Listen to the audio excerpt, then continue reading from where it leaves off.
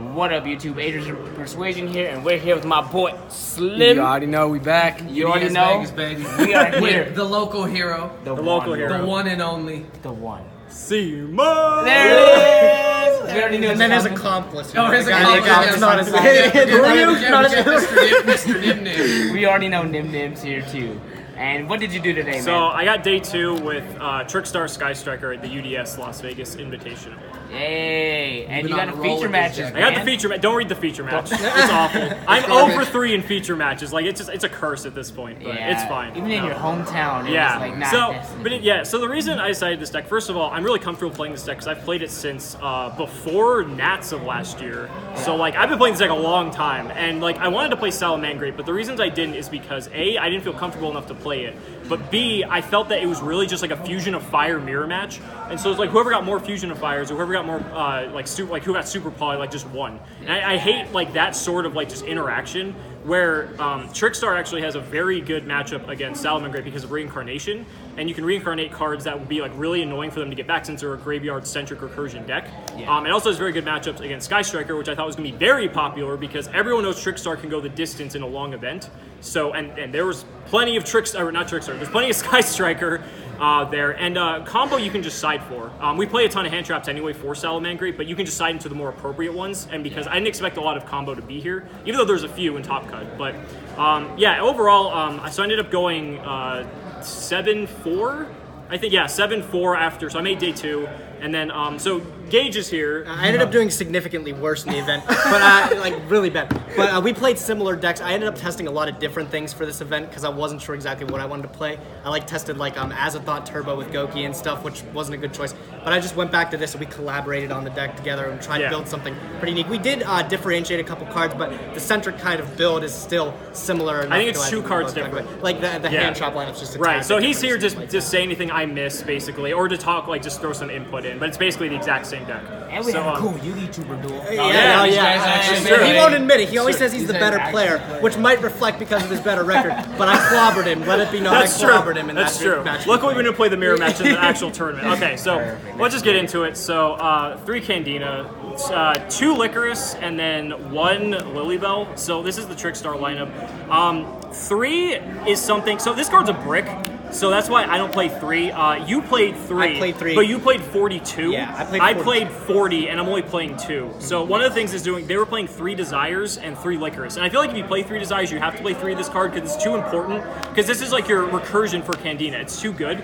But if you're not playing 3 Desires and you're playing, I wanted the low card count to make sure I see these as much as possible because this is like how you win every game. Yeah. How many Desires did you end up playing? I ended up playing 2. Yeah, no, I played 3 because the 3rd Licorice, it always comes in hand when you don't want to banish all of them. I also chose to play Korribane. Right. So that's what I was going to say. So probably people are like, well, why the hell aren't you playing Korribane? Because like Korribane is like, you know, it makes Trickstar broken, right? Well, so the thing is, Korribane, all Korribane really does is it's either a Link 2 without Lilybell, or it's like good at hitting over big monsters. But like Danger Thunder is not going to leave Diabolos on board anymore. So like the only thing that's really relevant is like Borlo Dragon, I guess, or like something random, which we have like Mind Control and like Widow Anchor for anyway. So I actually ended up cutting Korribane towards the end because when I was testing, I would find that it was just literally sitting in my hand doing nothing. And so I'm like, this could just be a hand trap, or this could be literally anything. So I decided to cut it for just better cards later on.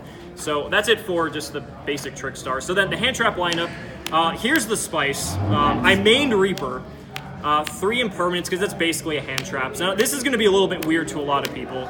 Let's actually do it this way. Make sure it stays in your guys' frame.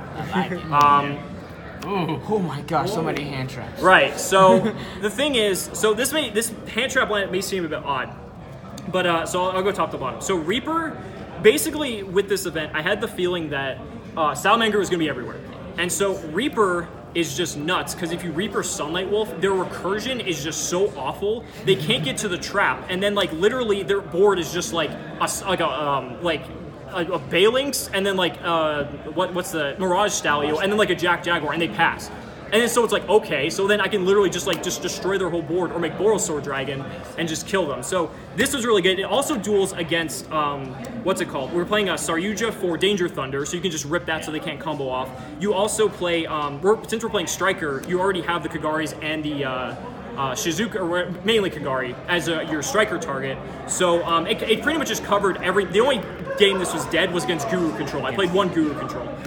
So that's fine. That was exactly what I anticipated. Yeah, the thing about the card too is it's always like 100% live against like the Salamangreat matchup. If you open up like your most optimal board, which is like let's say like Shizuku plus Cantina, you always play the Ghost Bell when they commit the Mirage Stalio and they activate the effect. Then you because just then they drop have it 3 on. monsters. They have 3 monsters. So you can always you can do a full board and still Reaper them, which is sick. I actually had a guy go do 4 monsters when I had 3, so I still Reapered Sunlight Wolf. So that was pretty sick. Yeah.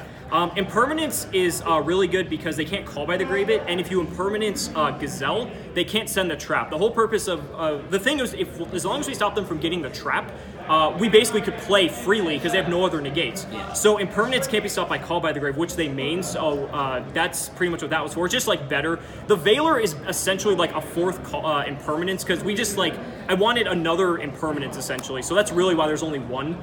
Obviously, you can't play call by the grave, but it's like whatever.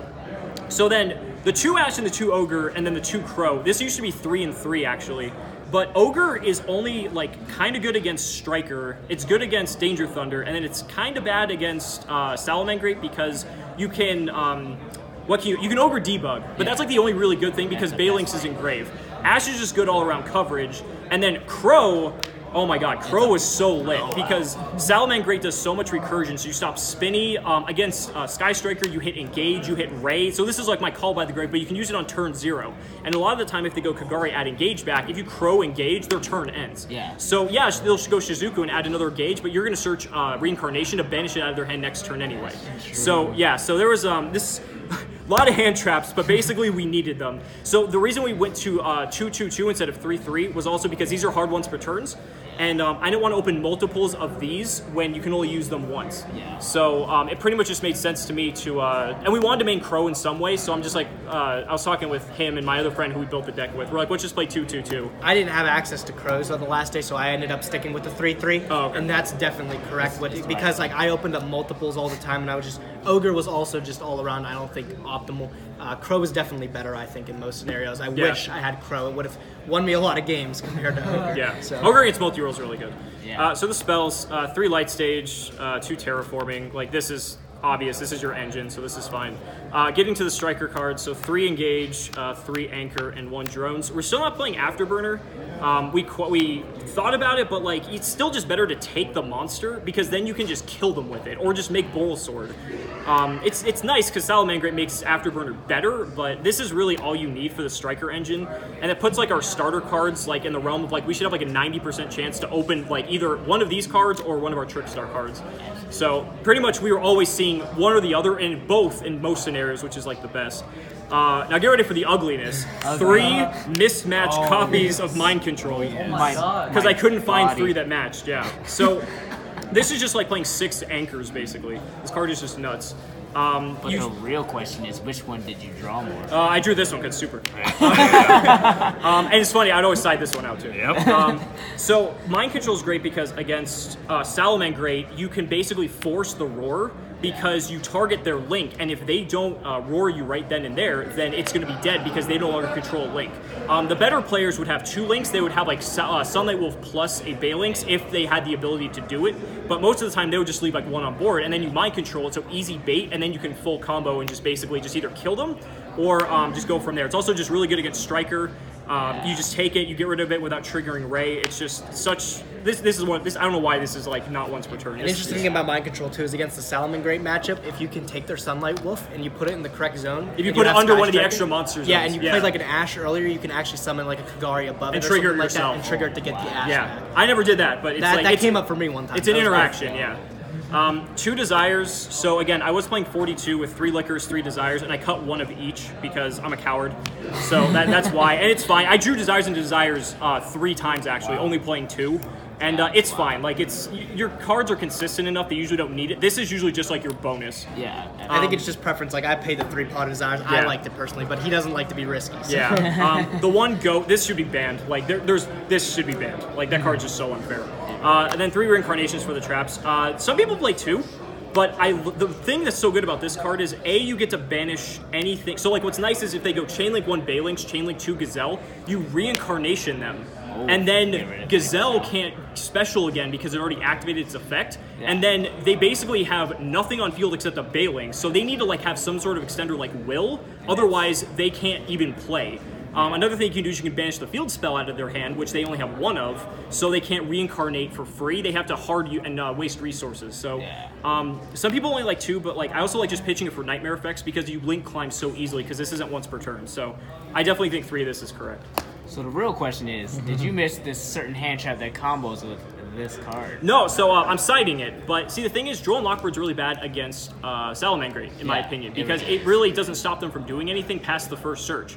And it's you don't need Droll. Like Droll's only important against the combo decks. Even against Striker, Droll's like average, depending on like what they open. Yeah. So no, I didn't miss Droll in the main deck whatsoever. And like so. like the matchup it would matter in like Thunder Dragon or something like that. We played Reaper and like getting rid of Saryuja and stuff. It pretty much they can't set up like a really decent board because the arrows is what's important on the Saryuja to be able to like set up the things with the guard dragons and stuff. Yeah. So effect negations on it. Yeah. So I mean, Droll, we didn't miss it too much. I don't think I actually sided in that often. I sided maybe against Pure Sky Striker once or twice. I did once or twice maybe. Yeah, I didn't really miss it in the main deck too much. It was fine.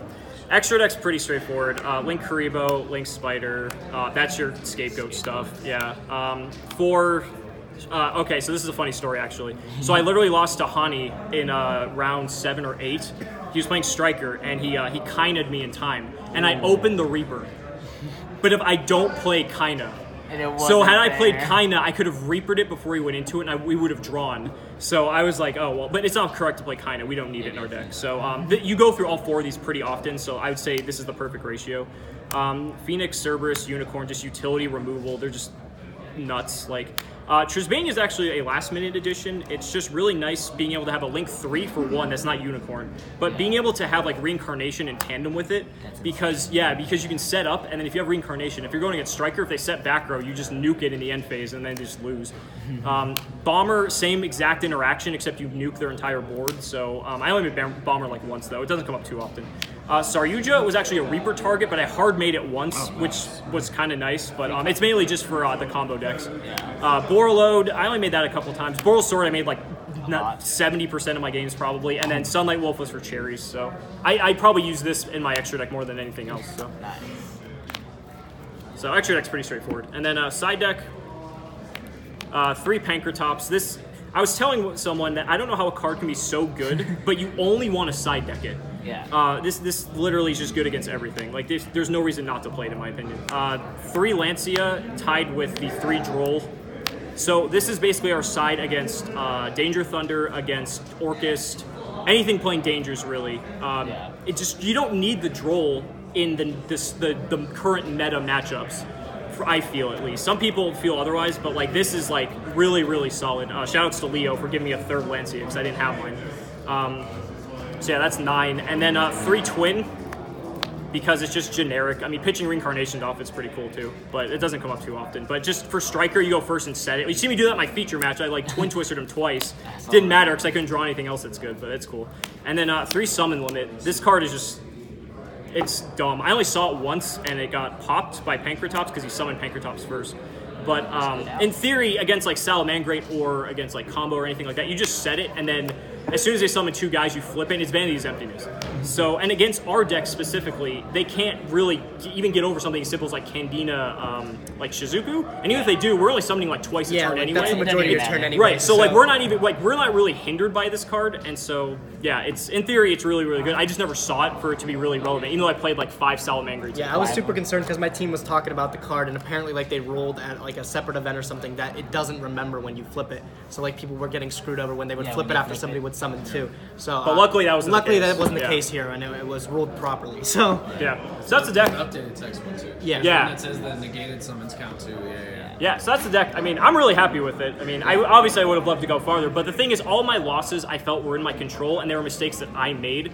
I think aside from Kaina and time, but again, that's how the game works. Like, I'm playing the deck that Licorice burns people in time, but I only did that once the entire event, so it's like I'm not complaining about that whatsoever. It was really good, and I mean, I might make a change or 2 to it, if like in retrospect, but honestly, I was really happy with it. Yeah. So let these people know who you are if they don't know who you are. So if you don't know who I am, my name is Simo. I have a little YouTube channel. I'm about to hit 100 subscribers. And yeah, so if you guys maybe want to just check me out, you know. It'll be down there for sure. Yeah. Same with Gage. Yeah, I'm Nim Nim. I have less subscribers. I'm on my way up though. We're like 10. Okay, so You're at 10. I'm at 100. Yeah, we're getting there. We're coming up, you know. But if you want to subscribe for like vlogs and everything, trading card game vlogs, I'm sure you guys will leave me down. You in the already know. description. We got you. Yeah. So you already know. So make sure to subscribe to these guys. They're awesome. We got the Yugi 2 fam up. Thank you so much, guys. Thank you, guys. Appreciate it. All right, well, take it easy. We're out. Signing out from UDS Vegas. Woo!